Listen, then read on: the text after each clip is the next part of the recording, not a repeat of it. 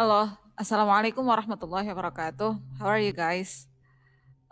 So today we are going to continue our last last lesson about the science of the day of resurrection. Jadi kita akan lanjutin pelajaran kemarin tentang tanda-tanda hari kiamat. Kita kemarin udah belajar tentang Ya'juj dan Ma'juj, dan kita udah belajar tentang Dabbatul Ard atau hewan yang bakal diturunin sama Allah sebelum hari kiamat.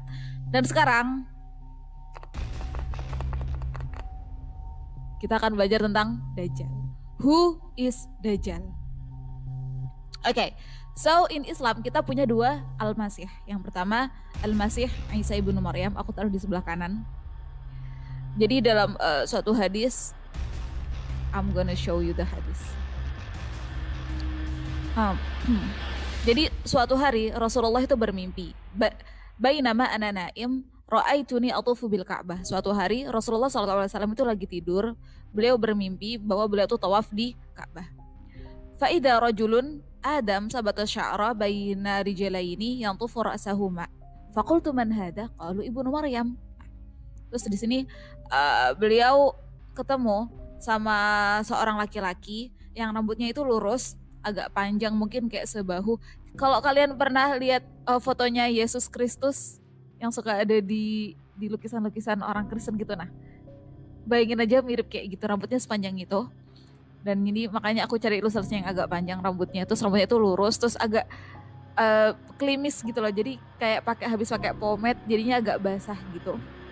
Jadi beliau adalah ordinary human, parting straight hair, rambutnya itu lurus dan dibelah tengah as if it's wet, dan seakan-akan rambutnya itu kayak habis basah. Kenapa dinamakan Al-Masih? Al-Masih artinya adalah the true one, adalah seorang orang yang dipilih sama Allah yang benar. Jadi dia bukan orang yang palsu, jadi benar-benar orang yang dipilih sama Allah. Itu adalah Nabi Isa ibnu Maryam. Dan Al-Masih yang kedua adalah Dajjal. Kenapa Dajjal juga disebut Al-Masih? Al-Masih artinya itu adalah mamsuhul ain. Mamsuhul ain itu karena salah satu matanya, diceritakan bahwa salah satu matanya Dajjal itu nanti buta. Jadi salah satu matanya itu buta. Jadi Rasulullah ketika bermimpi tawaf di Ka'bah, beliau bertemu dengan dua orang. Yang pertama bertemu dengan Nabi Isa, ciri-cirinya kayak gini. Dan yang kedua ketemu sama Dajjal, ciri-cirinya adalah young man, beliau masih muda, red skin, kulitnya itu agak merah gitu, short, dia pendek, big body, tubuhnya gede, thick hair, rambutnya itu tebal, dan sebenarnya ada yang bilang rambutnya itu keriting tebal. One eyed right, dan dia itu cuman punya satu mata di sebelah kanan karena matanya yang kiri itu kayak nggak ada atau buta atau aku nggak tahu gimana. Yang jelas dia matanya yang bisa ngelihat cuman mata kanan. Round like the floating berry, dan matanya yang kanan itu apa namanya, aku ilustrasiin kayak gini. Jadi matanya yang kiri ini Sadaqallahul Adzim, dan matanya yang kanan ini melek tapi kayak gede banget, terus kayak matanya tuh agak keluar gitu. Jadi kayak the floating berry itu kayak Rasulullah itu bilang kayak buah anggur yang mencolok keluar. Jadi segede. Jadi buah anggurnya jangan bayangin buah anggur kita yang kecil ya. Buah berry itu kayak agak gede. Bola pingpong, I think. Ya bola mata kita lah, bola mata yang agak menjorok keluar gitu. Terus di dahinya nanti ada tulisan kafir, dan semua orang bisa baca itu bacanya kafir. Tapi ada yang bilang bahwasannya tulisannya itu bukan kafir tapi kafaroh, terpisah seperti ini. Tapi meskipun tulisannya kaf, fa sama ro, semua orang membacanya adalah kafir. Gitu, makanya kalau kalian sering ngelihat Illumination ya, kayak Illuminati gitu. Kalau segitiga berarti Illuminati, itu kalau mata satu Illuminati gitu. Itu benar karena tandanya Dajjal kayak gini. Gitu. Oke, nice. Nah, nanti Dajjal itu akan keluar dari sebuah daerah yang dinamakan Khurasan. Nah, setelah para ilmuwan dan para ulama Islam mencari tahu di manakah Khurasan itu, mereka menemukan bahwa Khurasan itu sekarang terbagi menjadi 4 negara, ada di sekitar Iran, Afghanistan, Turkmenistan, dan Tajikistan. Oke, dan si Dajjal nanti perjalanan dia akan keliling dunia. Oh, seru banget nih jadi Dajjal ya, dia bisa keliling dunia selama 40 hari. Nah, selama 40 hari ini ketika dia melakukan adventure, di dunia. One day feels equal one year. Jadi satu hari itu terasa seperti satu tahun. Terus one day equal one month. Di hari kedua satu hari itu terasa seperti satu bulan. One day equal one week. Di hari yang ketiga satu hari itu terasa seperti satu minggu. Dan the 37 normal days. Dan 37 hari berikutnya itu seperti hari biasa. Jadi kalau aku hitung kira-kira perjalanan dia mengelilingi dunia. Come on. Perjalanan dia mengelilingi dunia itu sekitar 439 hari. Dia gak ada kota yang gak dijajah sama Dajjal, jadi semua bakal dimasukin sama dia. Cuman ada dua kota yang gak bisa dimasukin, cuman Mekah sama Madinah. Karena ketika Dajjal mau masuk, nanti di kedua kota ini dijaga sama malaikat gitu, jadi dia gak bisa masuk. Gitu, makanya kenapa kalau kalian sering dengar orang aku mau mati dan dikubur di tanah haram aja di Makkah sama Madinah gitu, karena mereka nggak mau mayat mereka bakal diinjak sama Dajjal gitu. And he will be followed by white faces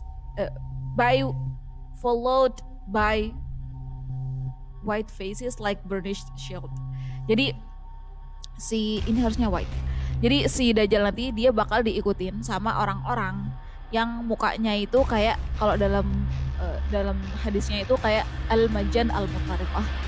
Aku sebenarnya nggak tahu ini maksudnya apa al-majan al-mutariqah, karena jadi si Dajjal itu nanti dia nggak akan datang sendiri, dia tuh kayak punya pasukan gitu. Dan para pasukan ini setelah aku lihat-lihat di ilustrasi itu kayak gini. Jadi kalau kalian lihat mukanya orang Mongol, jadi matanya itu sipit, matanya itu kecil, hidungnya itu gede tapi pesek, terus kulitnya itu agak merah. Terus mereka tuh bakal pakai baju yang terbuat dari kayak kulit-kulit binatang gitu dan bulu-bulu binatang, karena mereka tuh terbiasa hidup di tempat yang di tempat yang dingin. Terus rambut mereka tuh tebel banget, dan pas kena sinar matahari tuh wajah mereka tuh kayak langsung nyentrong gitu kayak burnished shield. Jadi burnished shield itu kayak tembaga yang terkena cahaya, pokoknya gitu deh, mencorong. Makanya itu kayak, tapi mereka berkulit merah juga sama kayak Dajjal dan matanya sipit. Jadi di ilustrasiinnya kayak, dan ada yang bilang mereka tuh orang-orang Turk tuh berarti yang hidup di sekitar kayak Turkmenistan, Kazakhstan gitu. Jadi aku bayangin tuh kayak orang-orang Mongol gitu. Mungkin, I don't know. Most of the followers of the Dajjal will be from among the Jews. Jadi para pasukannya Dajjal itu terdiri dari orang Yahudi, Persian and Turks dari orang Yahudi Iran, dan juga Turks dari Turkmenistan dan Afghanistan dan segala macam, and mixture of other people, dan orang-orang lain kayak orang-orang yang memuja dia, mostly Bedouins and women, dan kebanyakan adalah orang Arab Badui atau orang Arab kayak orang kampungnya, orang pedalaman Arab, dan perempuan. Hati-hati loh yang cewek-cewek. The followers of Dajjal from among the Jews of Isfahan. Dan beberapa pengikut dia juga ada jadi orang Yahudi Isfahan. Orang Yahudi Isfahan itu adalah orang Yahudi dari Iranian Jews, dari orang Yahudi Iran. Will number 70,000, dan jumlahnya ada 70,000. Ini hadisnya sahih dari Nabi Muhammad. Wearing heavy strip garment, dan mereka akan pakai kayak gini, pakai selendang kayak Superman gitu. Okay. If you see him, read the first 10 verses of surah Al-Kahfi. Jadi ketika kalian melihatnya, Rasulullah memberi nasihat supaya kalian membaca 10 ayat pertama surat Al-Kahfi. Makanya kenapa baca surat Al-Kahfi setiap hari Jumat itu benar-benar disunahin banget untuk menjaga kita dari fitnahnya Dajjal. Dan ngafalin 10 ayat pertama dari surat Al-Kahfi itu juga penting banget buat melindungi diri kita dari fitnahnya Dajjal. Jadi kalau kalian ketemu dia, langsung baca 10 ayat dari surat Al-Kahfi. Selanjutnya, apa yang akan Dajjal lakukan di dunia? Pertama, he will come with a speed of windy rain and ask people to follow him and they follow. Ini kurang ya. Oke, jadi ketika dia udah nyampe di bumi, itu dia akan jalannya itu cepet banget. Maksudnya cara dia mengelilingi bumi itu cepet banget. Seakan-akan Rasulullah tuh menafsirkannya itu seperti angin yang tertiup hujan gitu. Dia tuh cepet banget jalannya mengelilingi dunia. Dan setiap dia masuk ke dalam kota, dia ngajak orang-orang itu untuk percaya sama dia, untuk ngikutin dia. Dan orang-orang itu dengan gampangnya percaya sama dia, percaya sama Dajjal. When he says rain, the rain will fall. Ketika jadi dia nanti bakal dikasih kekuatan gitu, bakal kayak dikasih semacam mukjizat gitu sama Allah. Pas dia bilang hujan turun, hujannya langsung turun. When he says grow, the plants will grow. Dan ketika dia bilang ke tanaman tumbuh kamu, tanaman pun langsung tumbuh. Jadi kayak sakti gitu. People will feel at ease and stop working. Jadi orang-orang ketika ada Dajjal tuh mereka merasa seakan mereka tuh aman, mereka ngerasa seakan mereka tuh bahagia. Soalnya tumbuh-tumbuhan tanpa mereka nanam, tumbuh-tumbuhannya ada padi, ada segala macam. Jadi mereka hidupnya enak-enakan, nggak ada yang mau kerja. Jadi mereka tuh jadi orang yang malas-malas banget.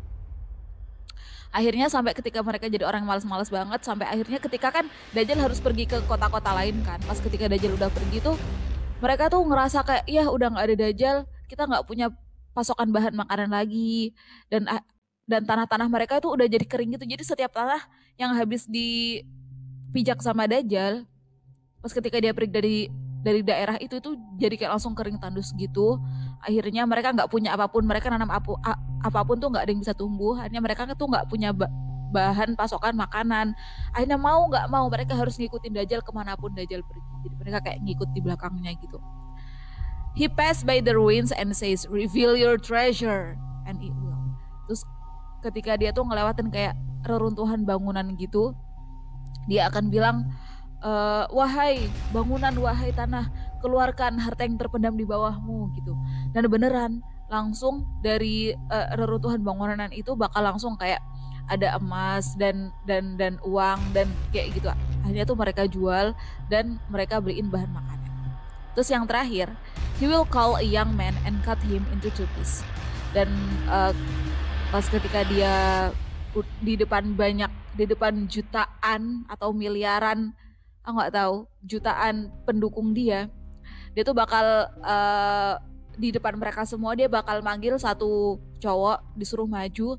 Abis itu dia potong orang ini pakai pedang sampai jadi dua. Tulisannya kayak gini, dia potong pakai pedang sampai jadi dua. And the second time he calls him, the man will arise again and laugh like nothing happened. Dan ketika dia manggil untuk kedua kalinya, cowok ini yang tadinya udah termutilasi menjadi dua ini, dia panggil lagi dan dia langsung jadi hidup lagi. Dan si cowok ini ketawa seakan-akan nggak ada yang terjadi sebelumnya. Gitu, serem banget nggak sih? Jadi benar-benar dia tuh dikasih kayak mukjizat sama Allah, kayak mukjizatnya para nabi-nabi dulu yang bikin manusia itu kayak tergoda gitu. Padahal udah jelas-jelas Allah tuh ngasih ciri-cirinya, dia matanya kayak gini, dia bakal diikuti sama orang-orang Yahudi, di dahinya bakal ada tulisan kafir. Tapi orang-orang tuh terlena sama mukjizat dia. Padahal mukjizat dia itu adalah fake, semuanya itu palsu. Hanya semua orang-orang tuh percaya sama Dajjal. Nah terus Dajjal nanti di kedua tangannya dia itu megang kayak, aku nggak tahu entah itu miniatur bentuknya entah apa, pokoknya dia tuh megang heaven and hell. Jadi dia tuh punya surga dan dia tuh juga punya neraka. Nerakanya Dajjal itu adalah surganya Allah, dan surganya Dajjal itu adalah nerakanya Allah. Jadi kalau kamu mau bahagia sama Dajjal masuk neraka, tapi kalau kamu mau bahagia sama Allah berarti harus mau menderita karena fitnahnya Dajjal gitu. Jadi jangan sampai kalian milih yang salah. Oke, dan yang terakhir setelah itu semua terjadi, Allah bakal dan selesai dia ngehidupin manusia itu kan, pendukung dia makin bersorak-sorak gitu kan, wow. Nah ketika itu Allah kan menurunkan Nabi Isa. Jadi ketika Nabi Isa itu turun, ini cuma ilustrasi ya, ketika Nabi Isa itu turun, beliau di kanan kirinya akan diangkat oleh kedua malaikat yang bersayap. Terus turunnya di mana? Turunnya di dalam sebuah hadis diceritakan bahwa Nabi Isa nanti akan turun di The White Tower, ada di Al-Manaratul Bayda, ada di sebuah menara berwarna putih. Dan sampai sekarang orang-orang masih berselisih di mana maksud Allah itu menara yang berwarna putih. Tapi tempatnya udah diketahui, tempatnya itu di dalam sebuah hadis Rasulullah bilang fi syarqi Dimashq, yaitu di timur kota Damaskus. Sekarang ada di Syria, jadi tempatnya di sini. Kita ada di sini, cuy. Dan nanti Nabi Isa turunnya di sini. Di sini turunin Nabi Isa di sebuah menara yang berwarna putih di sebelah timur Damaskus. Nah, setelah itu Nabi Isa dan Dajjal akan perang gitu, akan perang. Tadi kan di Damaskus di sebelah mana? Di sebelah sini ya, di pojok sebelah sini. Dan nanti beliau akan menggiring Dajjal sampai ke agak sebelah sini dikit. Ada di Kanaan City, Palestine, ada di Palestina, namanya kota Kanaan. Di sana beliau akan membunuh Dajjal di bab Lut atau the door of Lut, ada di pintu Lut, kayak gerbang gitu, namanya Babu Lut di sini, di kota Kanaan di Palestina. Disitulah nanti Dajjal tamat. Oke. Nah, ini pertanyaan dari Mas Fikar. Mas Fikar bertanya, what is Dukhan? Apa itu Dukhan? Karena aku akan kasih tahu kalian, ada di surat Ad-Dukhan, di ayat ke-10, aku baca tafsirnya, bahwasannya tanda-tanda hari kiamat itu seperti yang Rasulullah bilang itu ada 10. Where is the hadith? Oke. Jadi ada nih. La taqumu sa'ah hatta taraw 10 ayat. Kalian gak akan melihat hari kiamat sampai kalian melihat 10 tanda-tanda. Yang pertama, tulu'u syamsi min maghribiha, keluarnya matahari dari barat, wadukhan dan dukhan, wadabah dan dabah, dan keluarnya Yajuj dan Majuj, keluarnya Isa ibnu Maryam, keluarnya Dajjal. Terus bakal ada 3 gerhana di timur, gerhana di barat, dan gerhana di Arab Saudi. Dan ada api yang akan keluar dari Qa'ri Aden, yang akan menggiring manusia untuk ke padang mahsyar. Jadi ada 10 tanda-tandanya. Oke, kita balik lagi ke sini. Apa yang dinamakan dukhan? Dukhan dalam bahasa Arab itu sebenarnya artinya adalah smoke. Smoke tuh apa Ustazah bahasa Indonesianya? Ustazah Alvin. Oke, dia pakai headset. Smoke itu apa ya? Smoking, asap. Nah, dukhan itu artinya adalah asap. Allah bilang di surat Ad-Dukhan, fartaqib yauma ta'tis sama'u bidukhanin mubin. Jadi berhati-hatilah kalian dalam hari ketika Allah itu menurunkan smoke, apa sih tadi? Asap. Nah, menurunkan asap ke bumi, dan asap ini akan mengelilingi bumi selama 41 hari. Dalam sebuah hadis dibilang bahwa orang-orang mukmin itu kayak pas menghirup asap ini mereka akan jadi kayak pilek gitu, akan jadi bumpet gitu hidungnya. Tapi buat orang-orang kafir, mereka kayak langsung hidung, mata, dan semua lubang yang ada di tubuh mereka sampai di lubang anus itu mereka kayak bakalan ngeluarin lendir gitu, dan pokoknya parah banget buat orang-orang kafir. Itu kalau buat orang-orang yang mukmin, mereka kayak cuman pilek gitu doang. Terus, what is the flaming fire? Dan selanjutnya adalah apa sih yang dimaksud Allah dengan bakal ada api yang menggiring manusia ke padang mahsyar? The flaming fire itu nanti akan munculnya tuh di kota Yaman, di negara Yaman, di Yaman, dan mereka akan menggiring manusia dari sebelah timur. Nanti manusia semua dari seluruh dunia, tuh aku nggak tahu gimana caranya akan berkumpul di Yaman sini. Dan sama api ini akan menggiring mereka sampai ke Arab Saudi. Berhentinya bakal di sini di Arab Saudi. Ini kan di sebelah barat, ini di sebelah timur. Mereka akan menggiring kita semua orang di seluruh dunia, dan kita akan berakhir di sini. Jadi sampai di dalam sebuah hadis dikatakan bahwa api ini akan terus bersama-sama kita. Kita tidur, dia ikut tidur. Kan perjalanan dari Yaman ke Saudi Arabia kan jauh ya, berhari-hari gitu. Hanya karena kita ya kayak gitu. Oke. So, I think that's all. That's all guys. Terima kasih banyak. Assalamualaikum. See ya.